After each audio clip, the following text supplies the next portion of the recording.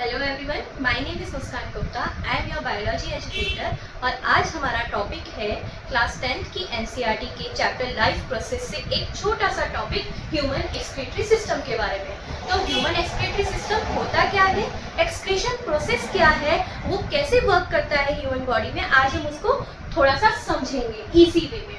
तो पहला है, हम समझेंगे कि एक्सक्रीशन वर्ड का मतलब क्या होता है। एक्सक्रीशन का मतलब क्या होता है, बॉडी में से किसी चीज को बाहर निकालना, एक्सक्रीट आउट करना बॉडी से। जैसे कि जो भी हमारी मेटाबॉलिक एक्टिविटीज होती है बॉडी में, तो उससे कुछ ना कुछ वेस्ट जनरेट होता है बॉडी में, और अगर उसे बाहर नहीं निकाला गया तो वो क्या हो जाएगा, बॉडी में एक्यूमुलेट हो जाएगा।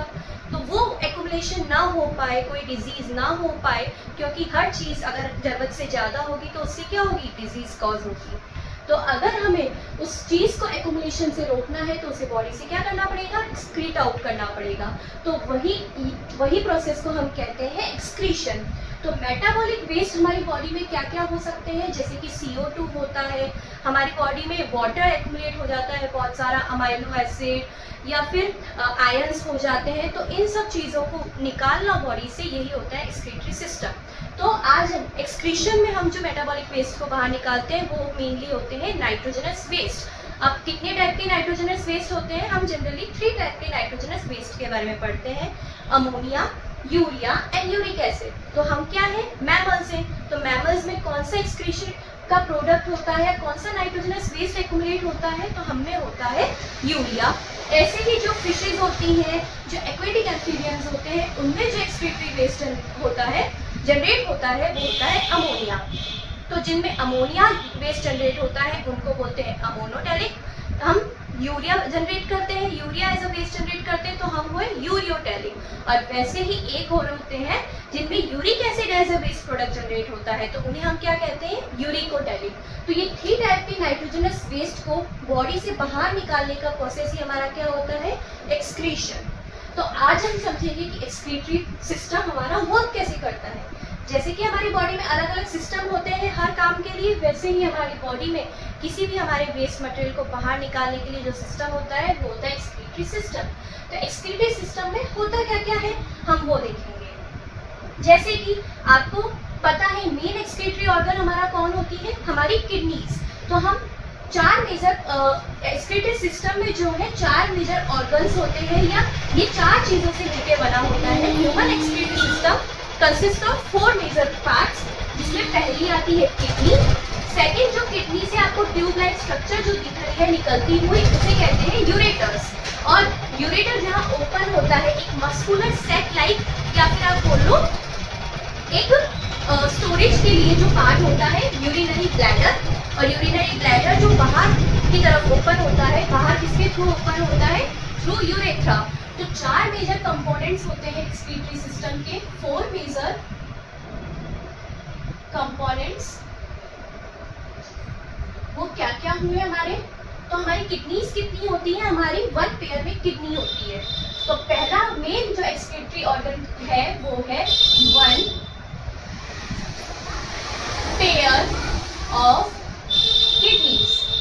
तो हमारी कितनी किडनीज होती है, हमारे में ह्यूमंस में 2 किडनीज होती है। अब देखो ये लेफ्ट एंड राइट 2 किडनीज है। तो अब हम देखेंगे कि किडनी पहले तो होती कैसी है, उसकी शेप कैसी है। तो अगर आप देखो तो आपको ये देखी शेप लग रही होगी, आपने राजमा देखा है, डी ऐसा, तो उसी शेप की हमारी किडनी होती है। तो राजमा शेप की, बी शेप की किडनी होती है, रेडिश ब्राउन कलर की ये होती है। और अगर हम देखें तो हमारी लेफ्ट किडनी हमारी राइट किडनी से थोड़ी सी स्लाइटली अपर होती है, थोड़ी सी ऊपर होती है। फिर हम देखें इसके अलग अलग मेजरमेंट होती है। जैसे कि अगर लेंथ की बात करें तो किडनी की लेंथ कितनी होती है, 10 to 12 सेंटीमीटर लेंथ होती है, 5 to 7 सेंटीमीटर इसकी ब्रेथ होती है। तो ये इसकी मेजरमेंट है। अब हम बात करेंगे किडनीज होती कहाँ है। तो किडनी की लोकेशन क्या है, हमारी जो एब्डोमिनल कैविटी है वहाँ पे किडनी प्रेजेंट होती है, बट आगे नहीं, डोर्सल साइड पे, जहाँ हमारी वर्टिकल कॉलम जा रही है उसके दोनों तरफ हमारी जो है एक एक किडनी प्रेजेंट होती है। तो ये तो हुआ किडनी के बारे में। अब देखो किडनी को भी 2 पार्ट्स में डिवाइड किया गया है। ये जो किडनी आप देख रहे हो उसमें जो बाहर वाला पार्ट है वो है उसका कॉर्टेक्स वाला पार्ट, और किडनी में जहाँ पे ये अंदर वाला पार्ट है उसे बोलेंगे मेडुला। और हमारी जो किडनी का ये जो कवरिंग वाला पार्ट है उसे बोलते हैं रेनल कैप्सूल। ये जो इसकी कवरिंग है, तो ये तो हो गया किडनी के बारे में। अब किडनी से जो चीज निकल रही है ट्यूब लाइक स्ट्रक्चर, वो मैंने आपको क्या बताया था, वो है यूरेटर। तो दोनों किडनी से एक एक यूरेटर निकल रही है, ट्यूब लाइक स्ट्रक्चर है जो कहाँ उत्पन्न हो रही है, यूरिनरी ब्लैडर में। ये एक ब्लैडर है अपना, स्टोरेज ऑर्गन है। मतलब यहाँ पे जो भी हमारा किडनी का काम क्या होता है, ब्लड के फिल्ट्रेशन का या यूरिन फॉर्मेशन का। तो जो भी यूरिन का फॉर्मेशन किडनी में होगा वो यूरेटर के थ्रू कहाँ स्टोर होगा, यूरिनरी ब्लैडर में। यूरिनरी ब्लैडर में हमारा यूरिन जो है टेम्परेरी बेसिस पे स्टोर होता है। फिर जैसे ही हमारी अर्ज होती है यूरिन को एक्सक्रीट आउट करने की, तो हमारा यूरिन जो है यूरेथ्रा के थ्रू बाहर निकल जाता है। तो 4 हमारा कंपोनेंट कौन सा हो गया, यूरेथ्रा। तो ये 4 जो है एक्सक्रीटरी सिस्टम के मेजर कंपोनेंट है। 1 pair of kidney, second is ureter जो एक ट्यूब लाइक स्ट्रक्चर है जो ओपन होगा यूरिनरी ब्लैडर में, जो कि एक सेक लाइक स्ट्रक्चर है, मस्कुलर स्ट्रक्चर है जिसमें रेगुलरली कॉन्ट्रैक्शन रिलैक्सेशन होते रहते हैं। जब भी हम नॉर्मल बेसिस पे ये क्या होता है, कॉन्ट्रैक्टेड फॉर्म में होता है, पर जैसे हमें यूरिन को पास आउट करना होता है तो ये रिलैक्स फॉर्म में आ जाता है, यूरिनरी ब्लैडर। और उसके बाद क्या होती है, 4th इज यूरेथ्रा।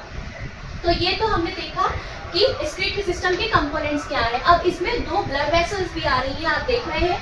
पहली रेड वाली है renal artery, second is renal vein. Renal word, तो पहले रेनल आर्टरी क्या है, तो रेनल वर्ड हम यूज करते हैं किडनी के लिए, जैसे कि हम कार्डियक वर्ड यूज करते हैं हार्ट के लिए, वैसे ही हम रेनल वर्ड यूज करते हैं किडनी के लिए। तो रेनल आर्टरी जो है हार्ट से, हमारे पता है हमें कि हार्ट क्या करता है, पूरी बॉडी में ब्लड सर्कुलेट करता है। और वो कौन सा ब्लड होता है, ऑक्सीजनेटेड, क्योंकि पूरी बॉडी को ऑक्सीजन की रिक्वायरमेंट होती है अपने फंक्शन परफॉर्म करने के लिए। तो वैसे ही ऑक्सीजनेटेड ब्लड आएगा रेनल आर्टरी के थ्रू किडनीज में। अब वो ब्लड तो ऑक्सीजनेटेड है बट उसमें वेस्ट भी होगा, तो उस वेस्ट को हटाने के लिए वो ब्लड कहाँ आएगा, किडनी में आएगा। और किडनी में जो नेफ्रॉन्स प्रेजेंट होते हैं वो इस ब्लड के फिल्ट्रेशन का काम करेंगे। तो ब्लड में से किडनी ने ऑक्सीजन भी ले लिया अपने फंक्शंस परफॉर्म करने के लिए, और वेस्ट प्रोडक्ट को भी रिमूव कर दिया। तो अब जो ब्लड बाहर निकला है वो कौन सा ब्लड होगा, जिसमें ऑक्सीजन कम होगा और जो फिल्टर्ड ब्लड होगा, क्योंकि इसमें से फिल्ट्रेशन हो गया है किडनी के अंदर। तो अब जो ब्लड वापस से हार्ट में जाएगा, जो वापस से बॉडी में जाएगा, वो किसके थ्रू जाएगा, रेनल वेन के थ्रू जाएगा। तो ब्लड जो है आया रेनल आर्टरी के थ्रू, उसका फिल्ट्रेशन हुआ और गया किसके थ्रू, रेनल वेन के थ्रू। तो ये पूरा हमारे किसका डायग्राम है, एक्सक्रीटरी सिस्टम का डायग्राम है। अब हमने देखा किडनी में फिल्ट्रेशन होता है, किडनी में फिल्ट्रेशन होता है, पर किडनी में फिल्ट्रेशन होता कैसे है, कौन है जो इसके लिए रिस्पॉन्सिबल है, पता है आपको। किडनी में एक चीज होती है, किडनी का एक most important part, that is nephron. Kidney में नेफ्रॉन प्रेजेंट होता है, किडनी के कौन से वाले पार्ट में, ये जो आपको पिरामिड लाइक स्ट्रक्चर्स दिख रही है, ट्रायंगुलर पिरामिड, उनके अंदर जो है नेफ्रॉन होता है, which is a filtering unit, structural and functional unit of kidney. तो नेफ्रॉन होता कैसा है, नेफ्रॉन में 2 मेन पार्ट्स होते हैं। एक पहला होता है उसमें,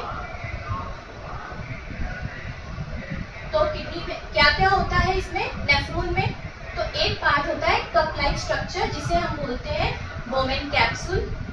फिर दूसरा होता है ट्यूब्यूलर पार्ट। देखो ये ट्यूब लाइक जो पार्ट है पूरा, ये कहाँ प्रेजेंट होता है, ये पिरामिड लाइक जो स्ट्रक्चर मैंने आपको बताई किडनी के मेड्यूलर रीजन में, वहाँ पे हर पिरामिड में ऐसे नेफ्रॉन प्रेजेंट होते हैं, ये ऐसे, जो कि ब्लड को फिल्टर करने का काम करते हैं, जो कि यूरिन फॉर्मेशन का काम करते हैं। तो अब उस नेफ्रॉन को मैं आपको थोड़ा डिटेल में बताती हूँ कि नेफ्रॉन होता क्या है, कैसे एक्ट करता है, उसके पार्ट्स क्या क्या हैं, ये सब हम देखेंगे। देखो जैसे कि मैंने आपको बताया, नेफ्रॉन के 2 मेजर पार्ट्स होते हैं। तो नेफ्रॉन में जो ये कप लाइक स्ट्रक्चर आपको दिख रहा है, उसे हम बोलते हैं बोमेन कैप्सूल। और एक दूसरा पार्ट होता है नेफ्रॉन का, वो ट्यूबुलर पार्ट होता है, तो उसे हम बोलते हैं टिब्यूल्स। अब ये जो टिब्यूल वाला पार्ट है बच्चों, वो भी 3 पार्ट्स में अलग से डिफरेंशिएटेड है। जैसे कि फर्स्ट पार्ट जिसे हम बोलते हैं, ये वाला जो पार्ट आपको दिख रहा है, इसे हम बोलते हैं पीसीटी। पीसीटी क्या होता है, प्रॉक्सिमल कॉन्वोलेटेड ट्यूब्यूल। इसकी फुल फॉर्म है प्रॉक्सिमल कॉन्वोलेटेड ट्यूब्यूल। प्रॉक्सिमल मतलब जो पहले आया, जो बोवेन कैप्सूल से कनेक्टेड है, उसे बोलेंगे पीसीटी। फिर ये जो आपको लूप लाइक स्ट्रक्चर जो दिख रहा है, यू शेप की ट्यूब, इसे हम क्या बोलते हैं? Henle loop. हेनले लूप बोल सकते हो या फिर आप बोल सकते हो इसको लूप ऑफ हेनले। अब इसमें भी जो है 3 पार्ट में डिवाइडेड है। ये तो लूप ऑफ हेनले तो इस पूरे को बोलते हैं जो यू शेप की ट्यूब होती है, बट जो नीचे वाला पार्ट है, नीचे जो आ रहा है, उसको बोलेंगे डिसेंडिंग लूप, डिसेंडिंग, और इसे बोलेंगे असेंडिंग लिम्ब। लूप नहीं, लिम्ब बोलेंगे। इसे बोलेंगे डिसेंडिंग लिम्ब, इसे बोलेंगे असेंडिंग लिम्ब। और फिर तो ये तो हुआ पीसीटी फर्स्ट पार्ट ट्यूब्यूल्स का।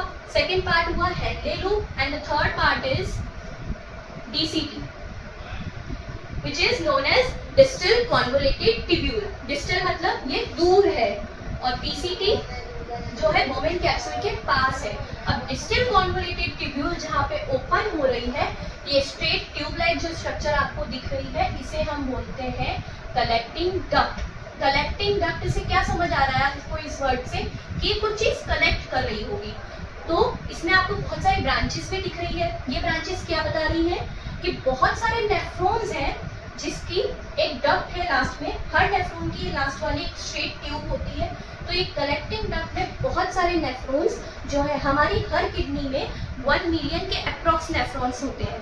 तो जो है हर नेफ्रॉन एक ट्यूब लाइक स्ट्रक्चर में कलेक्टिवली ओपन होता है, जिसे हम बोलते हैं कलेक्टिंग डक्ट। तो यहाँ पे ये जो ब्रांचेज है, ये अलग अलग नेफ्रॉन की है।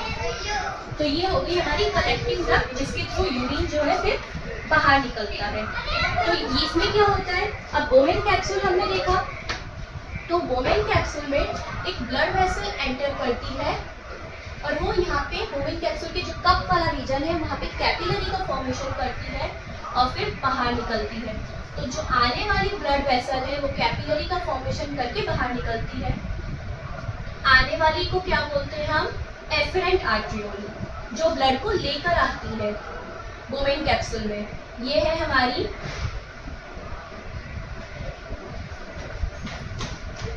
Efferent arteriole. ये हमारी थिन ब्लड कैपिलरी है। यहाँ पर कैपिलरीज मतलब पोर लाइक स्ट्रक्चर है जिससे फिल्ट्रेशन होता है। चाय छन्नी कैसी होती है? चाय जिसमें अपन छानते हैं तो उसमें से चाय तो निकल जाती है और चाय पत्ती ऊपर रह जाती है। वैसे ही इसमें से जो हमारा वेस्ट प्रोडक्ट है वो निकल जाता है और बाकी का जो साफ ब्लड होता है वो इसके थ्रू बाहर आ जाता है वापस से। और ये जो बाहर लेके आता है वो आर्ट्रियोल कौन सी होती है? हमारी इफरेंट आर्ट्रियोल। तो आने वाली हुई एफरेंट आर्ट्रियोल और निकलने वाली कौन सी हुई? जो ब्लड को, प्योर ब्लड को लेके जाती है, वो है इफरेंट आर्ट्रियोल। ई से एग्जिट आप याद रख सकते हैं। एग्जिट करने वाली कौन सी हुई? Efferent arteriole.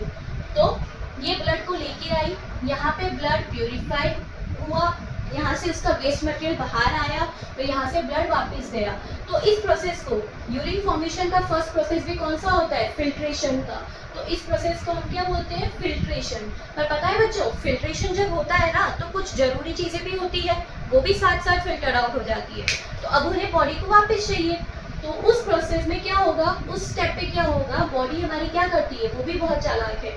वो क्या करती है? ये इफरेंट आर्ट्रियोल जो होती है ना, वो वापस से इसके आसपास, ये नेफ्रॉन के आसपास ही पूरा खुद को रैप कर लेती है। ऐसे ये पूरी इससे जुड़ी हुई रहती है कुछ इस तरीके से।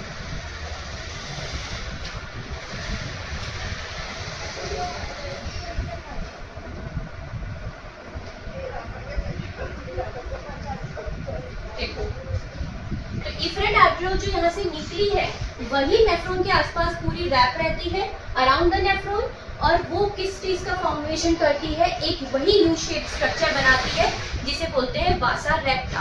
तो जो भी जरूरी चीज हमारी फिल्ट्रेशन में आ गई है, बॉडी उसको क्या करती है? वापस से रीअब्सॉर्ब कर लेती है। रीअब्सॉर्ब का मतलब क्या होता है? वापस से बॉडी में ले लेना। तो जैसे कि जरूरी चीजें वो क्या आ जाती है फिल्टर में? जैसे कि यहाँ पे ग्लूकोज आ जाता है, अमाइनो एसिड्स आ जाते हैं, कुछ जरूरी आयंस आ जाते हैं, तो उनका वापस क्या कर लिया जाता है? रीअब्सॉर्प्शन कर लिया जाता है थ्रू दिस वासा रेक्टा। तो पहला हुआ फिल्ट्रेशन, सेकंड हुआ रीएब्जॉर्प्शन, और फिर जो भी वेस्ट बचता है वो हेनली लूप के थ्रू, डीसीटी के थ्रू कलेक्टिंग डक्ट में आता है, और कलेक्टिंग डक्ट से वो कहाँ चल जाता है, क्योंकि हर नेफ्रॉन कहाँ होता है, मैंने बताया था इस पिरामिड के अंदर अलग अलग नेफ्रॉन्स होते हैं। तो ये पिरामिड यहाँ ऊपर होता है, यहाँ से फिर ये यूरिन यूरेटर के थ्रू, ये यूरेटर में आएगा, यूरेटर के थ्रू यूरिनरी ब्लैडर, और यूरिनरी ब्लैडर से बाहर निकल जाएगा। तो ये पूरा प्रोसेस क्या होता है, यूरिन फॉर्मेशन का होता है। इस तरीके से यूरिन बनता है हमारी बॉडी में। जब ब्लड हमारा क्या होता है, फिल्टर होता है, तो ब्लड का फिल्ट्रेशन हुआ, यूरिन का फॉर्मेशन हुआ, और रिलीज ऑफ यूरिन के प्रोसेस को हम क्या कहते हैं, release of urine is known as micturition. इस तरीके से हमारा यूरिन का फॉर्मेशन होता है और यूरिन का बाहर बॉडी से रिलीज आउट होता है। ये हमारा पूरा था एक्सक्रीटरी सिस्टम, जिसमें हमने बेसिक समझा कि उसके कंपोनेंट्स क्या है, और फिर उसमें क्या चीज़ है जो कि एक्सक्रीशन में मेजर रोल प्ले करती है, दैट इज नेफ्रॉन। नेफ्रॉन का मैंने आपको डिटेल वर्जन बताया कि उसमें होता क्या क्या है, वो कैसे एक्ट करता है, किस तरीके से यूरिन का फॉर्मेशन करता है। तो आई होप आप सबको समझ आया होगा। Thank you so much. Thank you.